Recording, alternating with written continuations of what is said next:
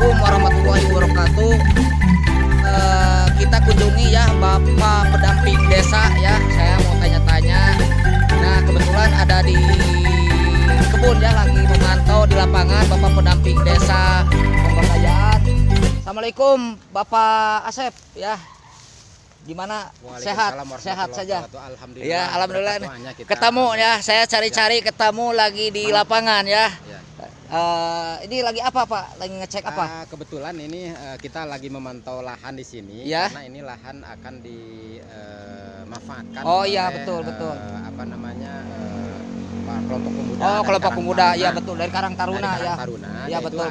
Kan di Karang Taruna itu ada ekonomi web, usaha ekonomi produktif. Iya betul ya. Ekonomi produktif. Nah, di sini ada lahan yang akan dimanfaatkan oleh rekan-rekan dari Karang Taruna. Bagaimana lahan tersebut tidak gemulung, tidak berproduktif sehingga tidak bisa dilaksanakan. Sini Pak, lihat Pak. Oh.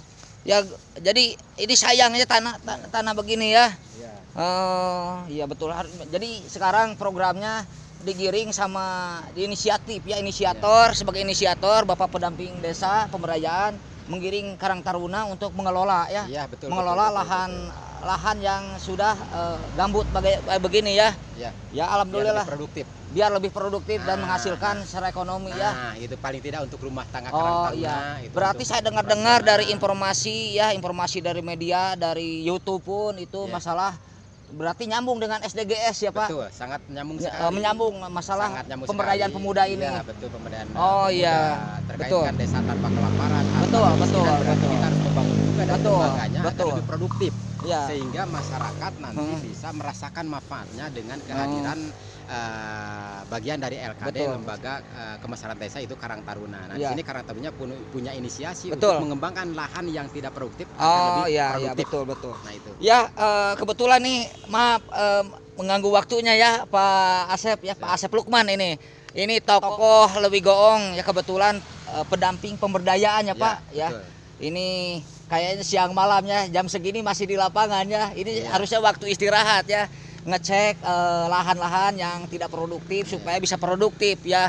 Ini subhanallah luar biasa. Ini Bapak pendamping desa, mudah-mudahan sehat selalu Pak. Amin. Ya, ini kebetulan mohon minta waktunya sedikit ya. Siap. Masalahnya saya ingin dengar masalah SDGs itu Pak ya. Ya, kita udah ada izin dengarkan penerangan masalah SDGs ya dari Bapak pendamping desa pemberdayaan Bapak Asep Lukman, pendamping desa Kecamatan Leuwi Goong, Kecamatan Leuwi Goong, Kabupaten Garut, Provinsi Jawa Barat. Yuk kita dengarkan ya. Mudah-mudahan bermanfaat dan menjadi ilmu ya. Bismillahirrahmanirrahim. Assalamualaikum warahmatullahi wabarakatuh. Nama saya Asep Lukman, pendamping desa pemberdayaan Kecamatan Leuwi Goong, Kabupaten Garut.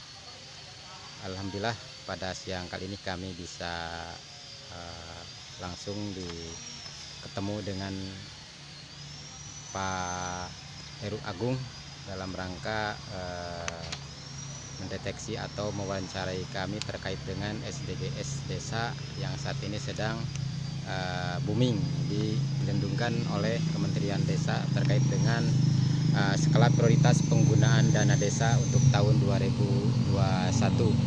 Sebagaimana dimaklumi bahwa terkait dengan skala prioritas ini kita mengacu kepada Permen Desa nomor 13 tahun 2020 tentang skala prioritas penggunaan dana desa untuk tahun 2021.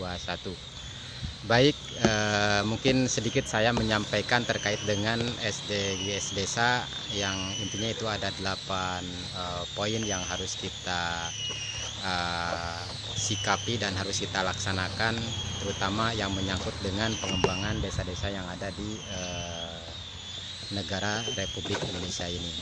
Terkait dengan SDS di sini adalah yang pertama yang harus kita perhatikan adalah bahwa itu ada desa tanpa kemiskinan.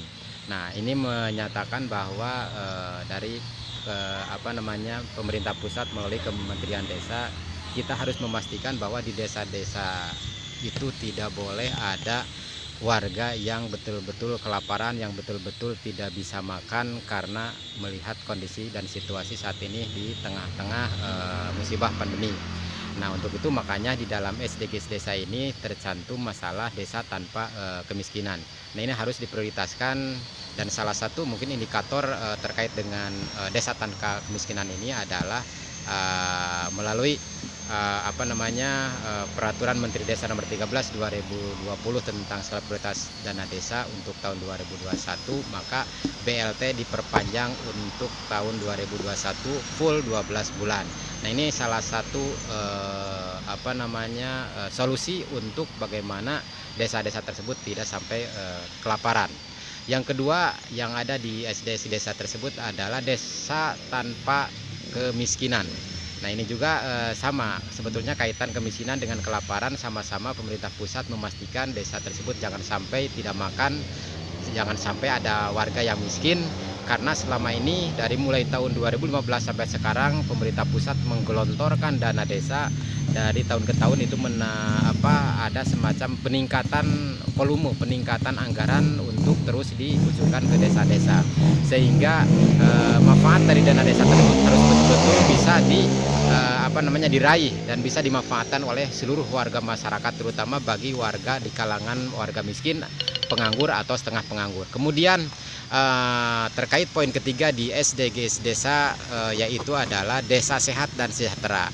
Nah, ini sebagai skala prioritas juga, bagaimana desa tersebut, warga tersebut bisa sehat selalu dan sejahtera, jangan sampai kesehatan warga tidak diperhatikan oleh pemerintah desa, sehingga pemerintah pusat menekankan melalui Permen Desa Nomor 13 agar desa-desa harus memperhatikan warganya agar selalu bisa terlayani kesehatannya, sehingga kesejahteraannya bisa tercapai dengan baik.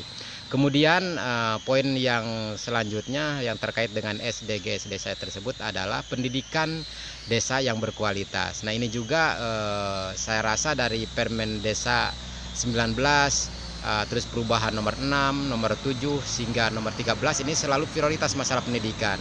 Bahkan selama ini juga sudah digulirkan program perpustakaan desa atau buku-buku bisa masuk ke warga. Jadi tidak hanya bermuara di tingkat desa, tapi bagaimana buku-buku tersebut bisa sampai ke rumah-rumah warga. Ini adalah bagaimana pemerintah pusat melalui pemerintah Kementerian Desa dan ditujukan kepada desa-desa agar betul-betul memperhatikan pendidikan warganya, jangan sampai teranulir, jangan sampai terabaikan, karena ini merupakan skala prioritas juga di dalam Permen Desa Nomor 13 tahun 2020.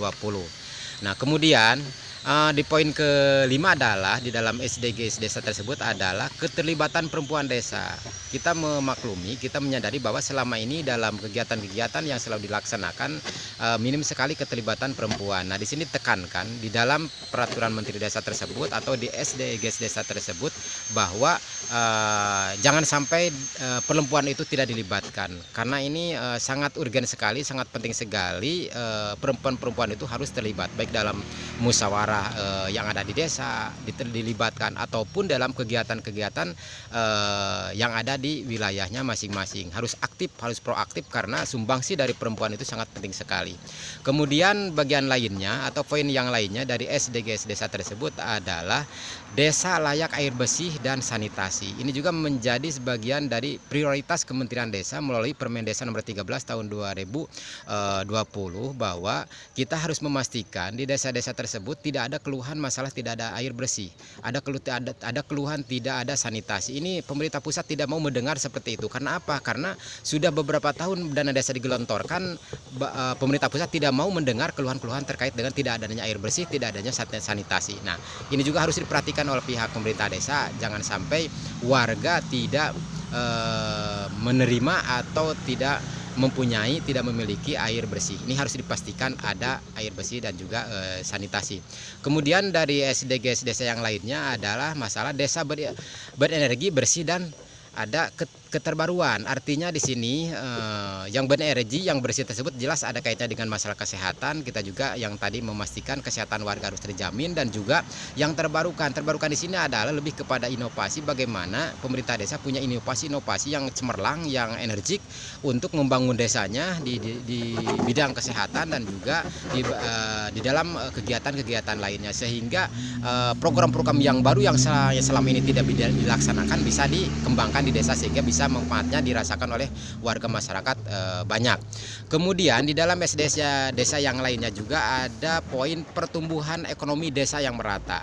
Nah, kita mengetahui bahwa di desa-desa sekarang ini adalah adanya BUMDesa. BUMDesa di sini adalah skala prioritas Kementerian Desa yang 4, itu di samping ada sarana olahraga desa, ada embung desa, ada satu desa satu produk, juga ada badan usaha milik desa. Nah, ini skala prioritas Kementerian Desa, skala prioritas nasional yang harus betul-betul dibangun dan dikembangkan. Lebih-lebih di sini dalam SDGs desa bahwa peran daripada BUMDesa ini sangat vital sekali. Maju mundurnya ke depan, dari sekarang ke depan itu tergantung maju dan mundurnya BUMDesa. Kalau BUMDesanya baik, maju, berkembang dan bagus, maka desa juga akan terangkat, karena VAD juga akan menambah dari BUMDesa tersebut. Tapi sebaliknya, kalau BUMDesa tidak jalan, jangan harap desa itu bisa maju, bisa mandiri. Nah, itu harus diperhatikan oleh pemerintah desa bahwa BUMDesa ini sangat penting sekali. Kemudian di dalam SDGs desa yang lainnya juga ada poin infrastruktur dan inovasi desa sesuai kebutuhan.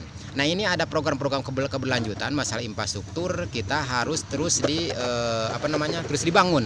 Tapi tentunya harus sesuai kebutuhan, bukan keinginan. Kalau berbicara keinginan pembangunan, maka itu lebih berorientasi kepada mempergelis suasana, mempergelis infrastruktur. Tapi kalau sesuai kebutuhan adalah betul-betul yang urgen, yang dirasakan pentingnya oleh masyarakat banyak, sehingga saat ini belum bisa terbangun, maka harus dibangunkan, karena ini merupakan suatu kebutuhan masyarakat yang sangat real, yang sangat urgen untuk dibangunkan, karena manfaatnya akan dirasakan banyak oleh masyarakat yang ada di desa.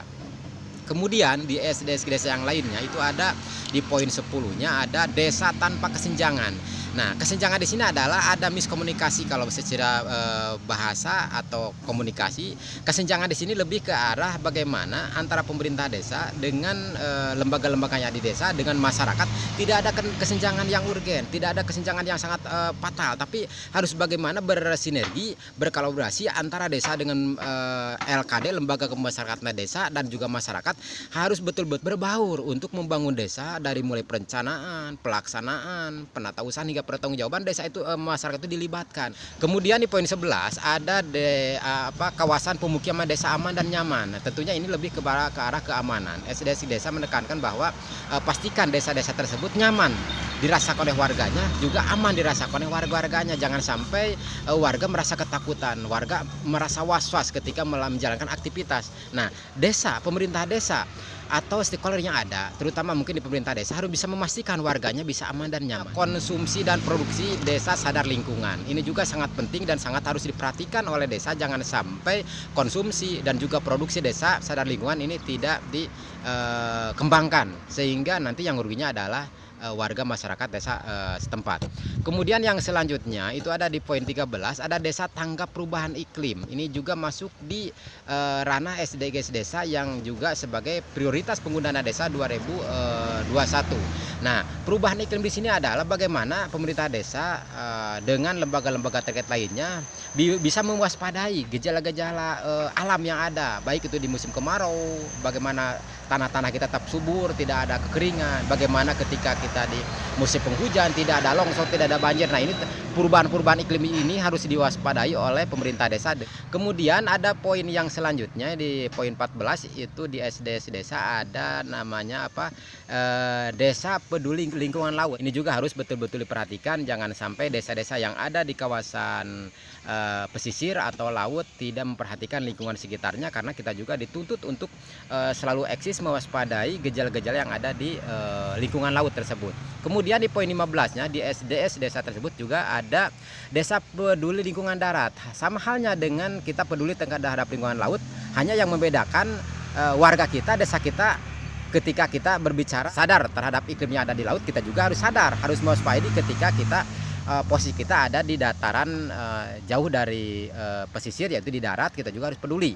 Jangan sampai kita mengabaikan, karena gejala-gejala alam itu baik di laut atau di darat harus selalu diperhatikan oleh pemerintah desa sehingga keselamatan warga masyarakat bisa terjamin. Kemudian di poin 16 di SDGs desa tersebut juga ada desa damai berkeadilan. Nah, bagaimana desa itu harus memastikan desa tersebut, warga tersebut bisa damai dan juga berkeadilan. Masalah bantuan-bantuan untuk warga yang tidak mampu, yang pengangguran, juga terkait dengan masalah informasi juga harus ada keadilan, harus merata, karena sekecil apapun warga masyarakat itu mempunyai hak untuk mendapatkan informasi dari pemerintah desa apa yang mestinya dia terima. Nah, ini harus berkeadilan, jangan sampai yang menerima kebijakan-kebijakan dari pemerintah desa itu adalah orang-orang tertentu, misalkan RT, RW atau lembaga terkait yang ada di desa, sementara warga masyarakat yang betul-betul sasaran daripada SDGs desa, penggunaan dana desa untuk 2021 ini terabaikan. Kemudian itu di poin yang ke-17-nya di SDGs desa tersebut itu ada kemitraan untuk pembangunan desa.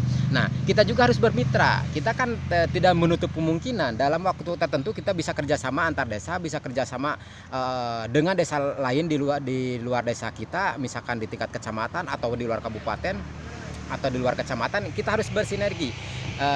Yang pasti ketika kita punya tujuan untuk membangun desanya, untuk membangun warga masyarakat ke arah yang lebih baik, kenapa tidak kita membangun kerjasama dengan pihak-pihak lainnya. Ini juga menjadi skala prioritas di dalam SDGs desa atau skala prioritas di dalam Permen Desa nomor 13 tahun 2020. Dan yang terakhir di SDS desa tersebut itu ada kelembagaan desa yang dinamis dan budaya desa adaptif. Nah, ini tentunya adalah bagaimana pemerintah desa dengan lembaga-lembaga yang ada di desa tersebut bisa dinamis, bisa harmonis, bisa sinergi untuk membangun desanya. Jangan sampai antara pemerintah desa dengan lembaga desa yang ada atau LKD, lembaga besar desa itu berjalan masing-masing. Tidak seperti itu. Meskipun mereka punya hak, tapi kita juga tetap di dalam kegiatan-kegiatan tertentu harus betul harmonis, bersinergi. Jangan sampai ada semacam yang tadi ada kesenjangan sosial di antara lembaga-lembaganya di desa. Nah, itu mungkin 18 dari SDGs desa, yang pastinya SDGs desa di sini adalah bagaimana pembangunan berkelanjutan ini bisa terus tercapai sehingga sasaran daripada dana desa untuk tahun 2021 melalui Permen Desa nomor 13 2020 bisa tercapai, yaitu untuk mencapai kesejahteraan masyarakat banyak di desanya masing-masing, baik di bidang perekonomian, pendidikan, budaya, sosial dan sebagainya. Itu semuanya umum sifatnya. Itu saja mungkin yang bisa kami sampaikan. Mudah-mudahan apa yang kami sampaikan bisa setidak-tidaknya mengingatkan desa agar desa jangan terlena ketika kita mendapatkan bantuan dari pemerintah pusat melalui pemerintah desa, yaitu dana desa tersebut harus betul-betul bisa bermanfaat, terutama bagi warga-warga yang tidak mampu, warga yang kurang mampu, penganggur, yang setengah penganggur. Itu harus dipastikan pemerintah desa, warga semuanya bisa sejahtera. Itu saja, mungkin kurang lebihnya mohon maaf yang sebesar-besarnya. Akhir kalam, wassalamualaikum warahmatullahi wabarakatuh. Itu tadi pemaparan singkat dan lengkap ya dengan Bapak Pendamping Desa Pemberdayaan ya. Jangan lupa subscribe, like, komen di Galecok channel ya. Salam sehat. Salam sehat buat kita semuanya. Iya. Kita bangun Indonesia dari desa. Iya, kita bangun Indonesia dari desa. Assalamualaikum warahmatullahi wabarakatuh.